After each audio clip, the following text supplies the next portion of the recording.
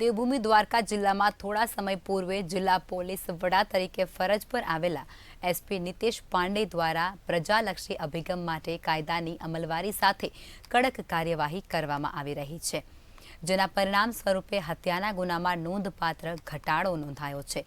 જિલ્લામાં 2021માં હત્યાના 12 ગુના નોંધાયા હતા, તેની સરખામણીમાં 2022માં ઘટાડા સાથે 8 જ હત્યાના ગુના પોલીસ ચોપડે નોંધાયા હતા, જે અગાઉ વર્ષ કરતાં 33% ઘટાડા સાથે 2023માં ફક્ત 3 હત્યાના ગુના નોંધાયા છે। 2 વર્ષમાં જિલ્લામાં હત્યા જેવા ગંભીર ગુનાઓમાં 75% જેટલો ઘટાડો નોંધાયો છે, ત્યારે સમગ્ર રાજ્ય કક્ષાએ દ્વારકા જિલ્લા પોલીસની કામગીરી અગ્રેસર સાથે પ્રશંસારૂપ બની છે। ભૂમિ દ્વારકા પોલીસ જે છે છેલ્લા 2 વર્ષથી પ્રયત્નશીલ છે।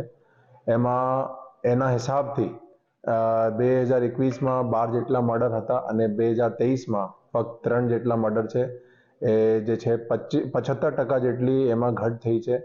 એના મૂળ કારણ છે કે જે અસામાજિક તત્વો છે એના ઉપર પોલીસની એક કંટ્રોલ હતો, એના ઉપર અમારી સર્વેલન્સ હતી, અસરકારક જે અટકાયતી પગલાં લેવાના હોય, અસરકારક જ્યારે પણ કોઈ નાના મોટા પણ બનાવ બને ત્યારે તાત્કાલિક અમારી પોલીસ એક્શન લેતી હતી। એક મોટા ગુસ્સીટોક ગુના પણ દાખલ કરવામાં આવેલ હતો, પાસામાં મોટા જે અહીંયા માથાવાળા માણસો એના વિરુદ્ધ કાર્યવાહી કરવામાં આવેલ હતી।